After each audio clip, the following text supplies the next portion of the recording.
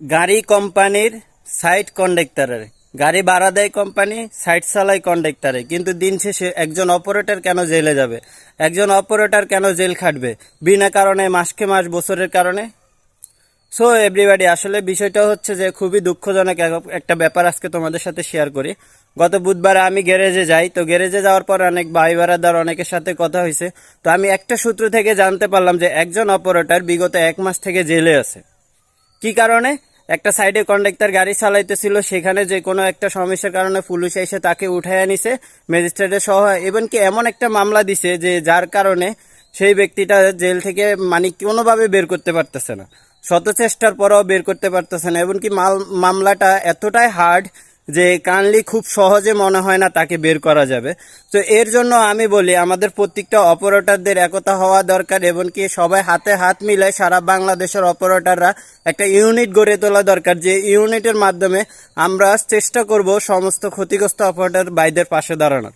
তো বিষয়টা হচ্ছে যে আমি খুলে বলি তোমাদেরকে যে দেখো, একজন সাইট, একটা গাড়ি যেহেতু কোম্পানির, একটা সাইট কন্ডাক্টরে চালায়, তো তারা কিরকম সাইট দেয় বা কিরকম সাইডে ভাড়া দেয় সেটার জন্য কিন্তু একজন অপারেটর দেয় না।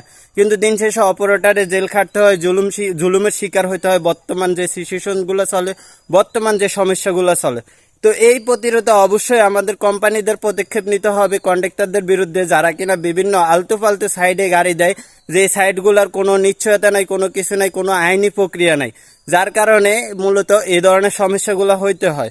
তো আমি সকল অপারেটর ভাইদের জন্য অবশ্যই দোয়া রইলে কেউ যেন এই ধরনের বিপদে না পড়েন। গত সিজন আমার এক খালাতো ভাই মেবি ও মনে পায় 4 থেকে 6 মাস সম্ভবত জেল খাটছে। তো এই 4-6 মাস জেল খাটছে, যে ওরে কে দেখছে? না কোম্পানি কয় টাকা দিছে, না কোনো কন্ডাক্টরে দিছে, কিন্তু দিন শেষে ওর ফ্যামিলি ব্যাঘাত ঘটছে, ওর ক্ষতি হয়েছে। তো এগুলার দায়ভার হচ্ছে যে আমাদের কন্ডাক্টরগুলার আর কোম্পানিগুলার, কিন্তু ওনারা এইসব পদক্ষেপ নেয় না। তো যাই হোক, জেলে যাওয়ার পরে সবাই চেষ্টা করে বের করার, কোম্পানিগুলো বা কন্ডাক্টররাও, কিন্তু এটা তো কোনো সলিউশন না।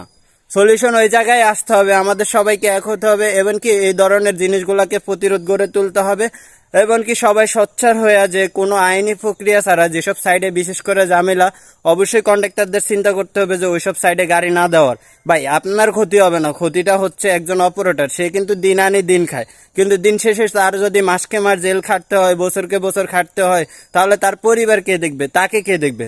সো সবাইকে আমি সতর্ক করবো, এবং কি আমরা খুব শিগগিরই, আলহামদুলিল্লাহ, আমি একজন লয়ারের সাথে কথা বলছি যে এইসব ব্যাপারে কিভাবে প্রতিরোধ করা যায়। তো সম্পূর্ণ প্রসেস বা সম্পূর্ণ এগুলার কার্যক্রম কিভাবে করা যায় বা প্রতিরোধ কিভাবে করা যাইব, এটার জন্য খুবই শিগগিরই হয়তো আমি তোমাদের সাথে বার্তা নিয়ে আসবো। তো এর জন্য আমার কিন্তু সবার সাপোর্ট দরকার, এবং কি সবাই এক হওয়াটা দরকার। দেখেন ভাই, আমি আমি তোমাদেরকে একটা জিনিস বলি, তোমরা হয়তো অনেকে ঠাট্টা করবো, মজা করবা যে হালায় আইসে হয়তো ভাইরাল হইতো, বিষয়টা এরকম না।